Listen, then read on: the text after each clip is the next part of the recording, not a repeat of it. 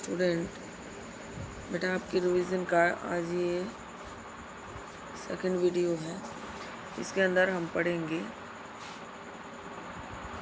How do we count the various goods and services and know the total production in each sector. With so many thousands of goods and services produced, you might think this is an impossible task. Not only would the task be enormous, you might also wonder how we can add up cars and computers and nails and furniture. It would make sense. You are right in thinking so. To get around this problem, economics suggests that the value of goods and services should be used rather than adding up the actual numbers. For example, if 10,000 kilograms of wheat is sold at rupees 8 per kilogram, अगर हमने 10,000 kilogram जो wheat है वो 8 रुपये प्रति kilogram के हिसाब से ख़रीदा, the value of wheat will be rupees 80,000. The value of 5,000 coconuts at rupees 10 per coconut will be rupees 50,000. Similarly, the value of goods and services in the three sectors are calculated and then added up. तो ये 3 sectors में calculate करके इसको add किया जाता है। Remember there is one precaution one has to take. Not every good or services that is produced and sold need to be counted. It makes sense only to include the final goods and services. Take for instance a farmer who sells wheat to a flour mill for rupees 8 per kilogram. अगर वो अपने गेहूँ को 8 रुपये kilogram के हिसाब से देता है, एक मिल है जहाँ आटा बनता है वहाँ पर, the mill grinds the wheat and sell the flour to a biscuit company for ₹10 per kilo. और कंपनी क्या करती है कि गेहूँ बिस्कुट बनाने वाली कंपनी को वो आटा बेचती है तो 10 रुपये पर किलोग्राम के हिसाब से देती है। यानी किसान ने 8 रुपये दिया, उसने 2 रुपये और ऐड करके 10 रुपये किलोग्राम के हिसाब से दिया। The biscuit company uses the flour and things such as sugar and oil to make 4 packet of biscuits. और जो बिस्किट की कंपनी है वो 4 पैकेट बनाने में शुगर और तेल का प्रयोग करती है। It sells biscuit in the market to the consumer for ₹60. तो वो 60 रुपये 15 पैकेट के वो 60 रुपये कंज्यूमर से कलेक्ट करती है। Biscuits are the final goods. तो बिस्कुट जो है वो फाइनल गुड बन के तैयार हो गया है वीट से। Goods that reach the consumer, अब वो कंज्यूमर तक जाने के लिए तैयार है। तो इसमें सबसे पहले जो आपका फार्मर है वहाँ से आपने 8 रुपये किलोग्राम के हिसाब से जो वीट है वो परचेज़ किया है, फिर उसको ग्राइंड मिल में भेजा है। वहाँ ग्रैंड मिल ने उसको 10 रुपये प्रति किलो के हिसाब से बिस्किट कंपनी को बेचा है। बिस्किट कंपनी ने क्या किया है कि उसके अंदर कुछ और प्रोडक्ट को ऐड कर दिया है, लाइक शुगर एंड ऑयल, और उसके बाद उसने 15 पैकेट जो है वो 60 रुपये के हिसाब से जो कंज्यूमर है उसके पास बेचने के लिए भेज दिया है। तो इस तरह से जो ये 3 जो सर्विसेज हैं वो ऐड हो गई हैं। Why are only final goods and services counted? जो प्रोडक्ट बनकर तैयार हो जाता है हम फाइनल उसी को क्यों काउंट करते हैं? In contrast to final goods such as wheat and wheat flour in this example are intermediate goods. Intermediate goods are used up in producing final goods and services. The value of final goods already includes the value of all the intermediate goods that are used in making the final good. As the value of 60 for the biscuits, final जो biscuit बन के तैयार हुआ था उसकी rate क्या है 60 rupees. Already included the value of floor, तो उसके अंदर जो 10 रुपीज़ जो जहाँ से आटा पीस के आया था उसकी जो 10 रुपीज़ की जो वैल्यू है वो ऑलरेडी उसके अंदर मिली हुई है। Similarly the value of all other intermediate goods would have been included to count the value of the flour and wheat separately is therefore not correct, because then we would be counting the value of the same things a number of times, first as wheat, then as flour, and finally as biscuits. The value of final goods and services produced in each sector during a particular year provides the total production of the sector for that year, and the sum of production in the three sectors gives what is called the gross domestic product, GDP of a country. GDP की full form बताएं। GDP like gross domestic product, it is the value of the final goods and services produced with in a country during a particular year. एक साल में किसी देश में जो production होता है, जिस प्रोडक्ट का जो बनता है उस देश में, फाइनल जो होता है गुड्स, उसका जो GDP ये होता है। ठीक है, with in a country during a particular year. GDP show how big the economy is. GDP show करता है कि उसकी जो इकोनॉमी है वो कितनी बड़ी है। In India the moment task of measuring GDP is undertaken by A central government ministry. ये जो GDP को मेजरिंग करने का काम है ये इंडियन गवर्नमेंट का है। This ministry with the help of various government departments of all the Indian states and union territories. तो ये मंत्रिमंडल जिसके अंतर्गत जो राज्यों की गवर्नमेंट आती है और केंद्र शासित प्रदेशों की गवर्नमेंट आती है, collects information relating to total value of goods. तो उन जो है इंफॉर्मेशन कलेक्ट की जाती है सर्विसेज एंड देयर प्राइसेस, और उन गुड्स के प्राइसेस एक ही बार में इकट्ठे कर लिए जाते हैं and then estimate the GDP, और उस GDP का अनुमान लगा लिया जाता है। Historical changes in sector. Generally, it has been noted from the histories of many now developed countries that the entitled stages of development, primary sector was the most important sector of economic activity. तो जो प्राथमिक sector है, जो प्राथमिक क्रिया है, वो हमारे जो इकोनॉमिक एक्टिविटी है और बहुत ही इम्पोर्टेंट है। फर्स्ट स्टेज है as the method of farming changed and agriculture sector began to prosper, it produced much more food than before. तो ये फार्मिंग का जो मेथड है, कृषि करने का जो तरीका है, उसमें बहुत सारे चेंजेस आए हैं और जिसके कारण पहले से ज़्यादा अनाज का उत्पादन होना शुरू हो गया है। Many people could now take up other activities, और बहुत सारे लोग इससे अदर एक्टिविटीज़ में भी इन्वॉल्व हैं। There were increasing number of craft persons and traders. इसके कारण क्या हुआ है, बहुत सारे क्राफ्ट पर्सन और जो ट्रेडर्स हैं उनमें भी बढ़ोतरी हुई है।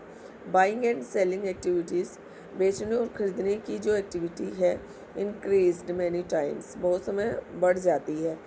Besides there were also transporters, administrators, army etcetera. इसमें जो एडमिनिस्ट्रेटर्स हैं या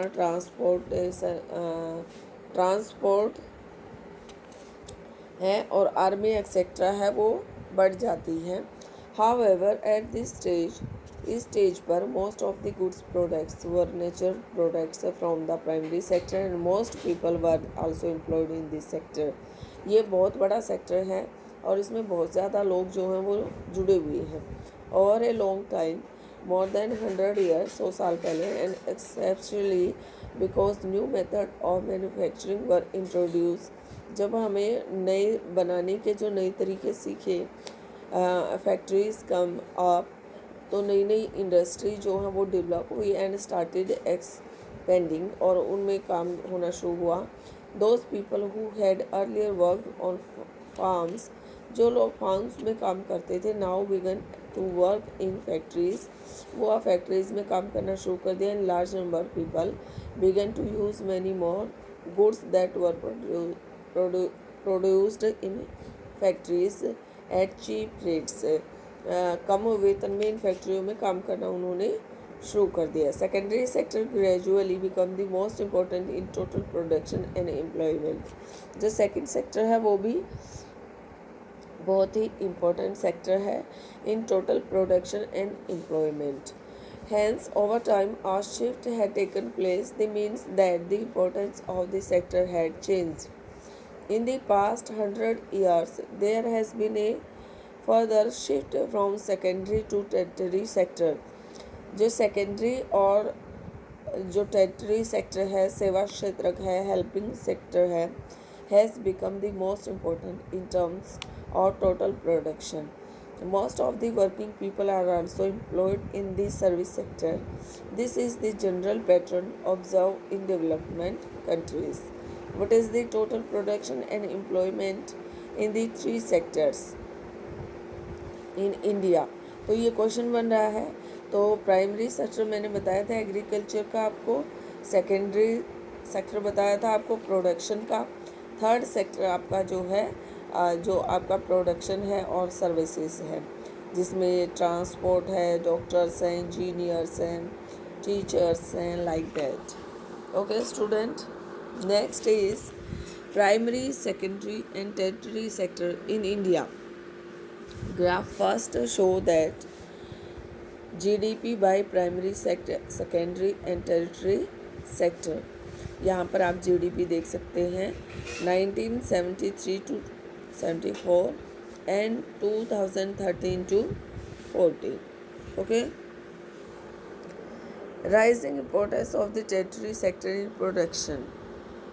Over the 40 years between 1973 to 74 and 2013 to 14, wheel production in all the three sectors has increased.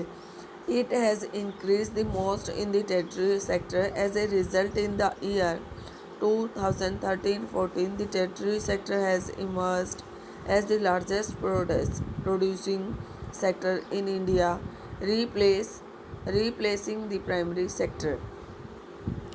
कि जो प्राइमरी सेक्टर है जिसमें बहुत ज़्यादा लोग जुड़े हुए थे, उसको रिप्लेस करते हुए जो आपका टेरिटरी सेक्टर है वो बहुत ज़्यादा डेवलप हुआ है। Why the territory sector becoming so important in India? क्यों तीसरा सेक्टर जो है वो भारत के लिए इतना इम्पोर्टेंट है? There could be several reason, बहुत सारे कारण हैं।